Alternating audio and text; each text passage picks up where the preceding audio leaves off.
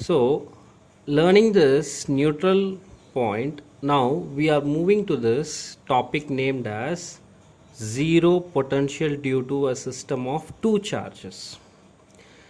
So, the potential at a point is equal to zero due to two charges, then such a point is called as zero potential point.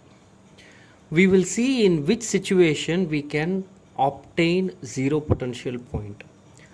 For two like charges, the resultant potential is never zero. So, strictly understand that for two like charges, we can never attain the potential value 0 at any finite point. The reason is potentials due to like charges will have same sign. We know that potential V is equal to 1 by 4 pi epsilon naught Q by R. If charge is positive, we will have positive. If charge is negative, we will put the sign minus sign for the charge value. Since we are taking the charges as like charges, so both the charges will be positive or both the charges will be negative. And when they are found for resultant potential, we know potential is a scalar quantity which will be algebraically added. So both the positive signs when added or both the negative signs when added can never cancel to give 0. That's the explanation I have given, because potentials due to like charges will have same sign and when added will never be 0. Such a point can be obtained only at infinity. Why we are saying only at infinity? When r goes to infinity, then 1 by r will go to 0. Then the potential at that point is 0. The value will give me 0. Moving to the next point, for unequal and unlike charges, so that means that of different magnitude and different nature of charges, the resultant potential is 0 on all points lying on a closed curve. So here only in this case you can obtain the resultant potential value 0 for two unlike charges, and that too they lie along a closed curve. But we are not worried about the closed curves. Our interest is, but we are interested only in those points where potential is 0 along the line joining the two charges. Okay, so let us see that where are those 2 points along the line joining the charges. It seems two such points exist. So remember students, two such points can exist. The one point lies inside, that is between the charges, and one lies outside the charges. You should be already familiar about this idea of between and outside. Both the above points lie near the smaller charge, that is whether it is in between the charges or outside the charges, it lies nearer to the smaller charge. As why is it? As potential created by the charge larger in magnitude will become equal to the potential created by the smaller charge at the desired point.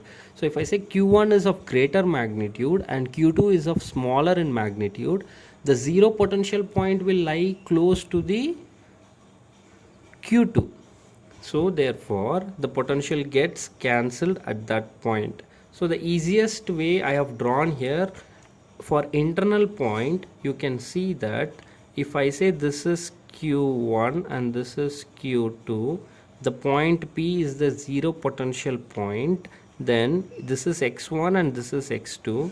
The point P is lying close to the q1 because this is smaller in magnitude, and the charges are both are dissimilar charges. Okay, if it is an external point, you can see that this point is lying close to q1 and this is q2. So q1 is smaller in magnitude. Only thing you need to note here is that if I choose one point P from q1 as x1, the other should be x2. So in solving it, you are going to get x1 by x minus x1, and the other point here is x plus x1, because the distance of point P from the extreme charge is x plus x1. And students, you remember that these points, how do we get it? It is by, we have to use the idea of definition of potential. How do we do it? We write it as V1 is equal to 1 by 4 pi epsilon naught Q1 by X1. So this is the potential V1 due to charge Q1 at point P, whereas due to Q2 it should be V2 is equal to 1 by 4 pi epsilon naught Q2 by X2. Since x2 can be written as x minus x1,